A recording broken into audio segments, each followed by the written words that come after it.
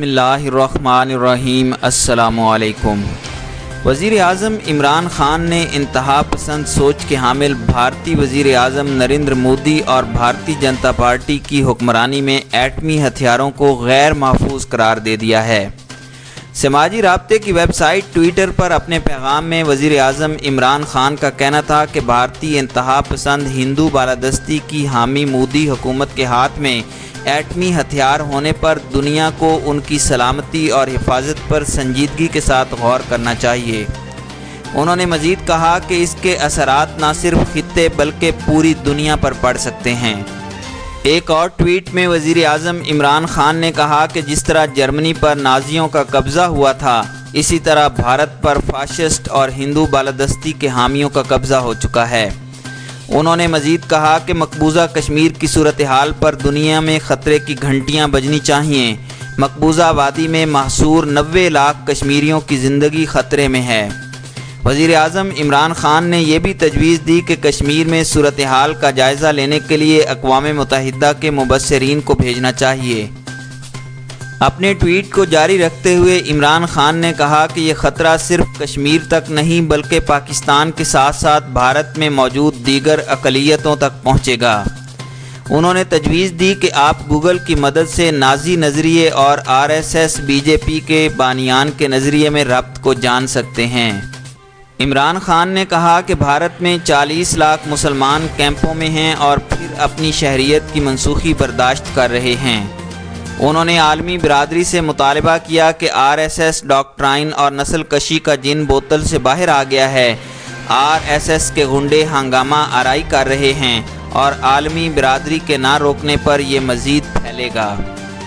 بھارت کی جانب سے مقبوضہ جموں اینڈ کشمیر کی خصوصی اہمیت ختم کرنے کے بعد وادی میں ہونے والے انسانی حقوق کے استحصال پر امریکی میڈیا بھی بول پڑا اور اقوام متحدہ کے کردار پر سوالات اٹھا دیے ہیں۔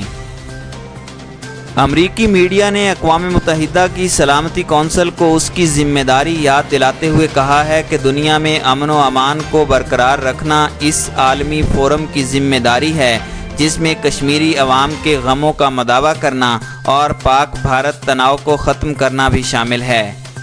امریکی نشریاتی ادارے CNN نے اپنی رپورٹ میں کہا کہ اگر دونوں ایٹمی صلاحیت کے حامل ممالک کے درمیان کشیدگی انتہا پر ہے تو سلامتی کونسل کو دونوں کے درمیان آنا چاہیے۔ رپورٹ میں یہ بھی کہا گیا کہ اس مقام پر یہ کوئی ایکشن کرنے کی بجائے بات چیت پر رضامند ہیں۔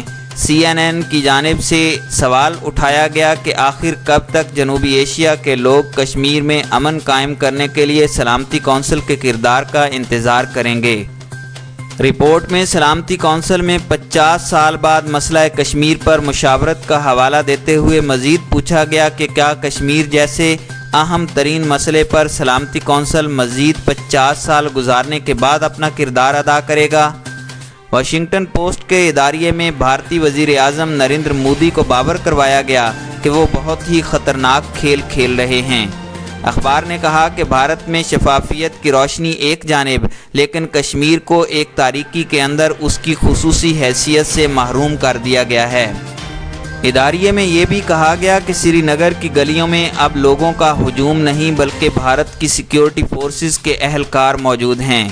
ایمنسٹی انٹرنیشنل کے سیکرٹری جنرل کومی نائیڈو نے سیکیورٹی کونسل کے ممبران کو باور کروایا کہ عالمی طاقتوں کو کشمیریوں کے حقوق کو محفوظ بنانے کی ضرورت ہے۔ نئی دہلی میں مقیم کشمیری صحافی ادریس بھٹ نے غیر ملکی جریدے کی ویب سائٹ پر لکھا کہ ترقی کے نام کو جواز بنا کر بھارت کا حالیہ اقدام کشمیر کے نسلی امتزاج کو تبدیل کر سکتا ہے۔ انہوں نے مزید لکھا کہ کشمیری کے نسلی امتزاج کو تبدیل کرنا بھارت کی انتہا پسند جماعت RSS کا طویل مدتی مطالبہ رہا ہے جو حکمران جماعت بھارتیہ جنتا پارٹی کی ذیلی جماعت ہے۔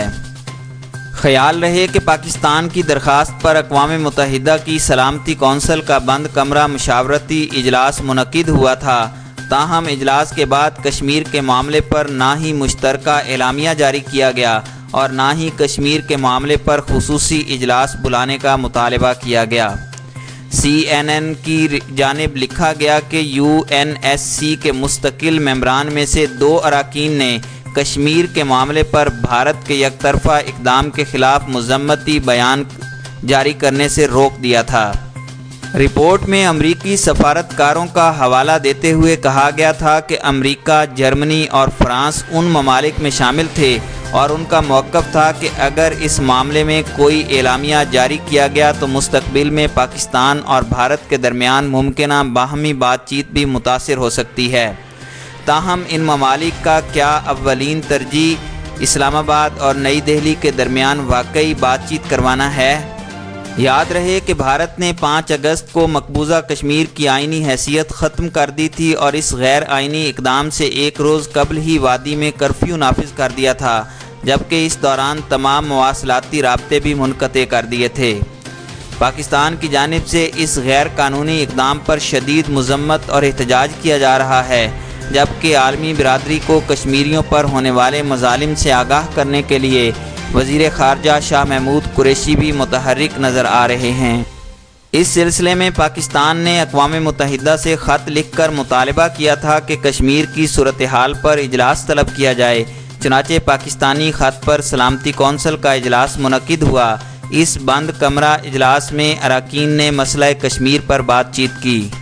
اقوام متحدہ میں پاکستان کی مستقل مندوب ملیحہ لودھی نے سلامتی کونسل کے اجلاس کو بڑی کامیابی قرار دیتے ہوئے کہا کہ کشمیریوں کو گھروں میں نظر بند کیا جا سکتا ہے، ان کی آوازوں کو اپنے گھر اور سرزمین میں نہیں سنا گیا ہوگا، لیکن آج ان کی آواز اقوام متحدہ کی سلامتی کونسل میں سنی گئی۔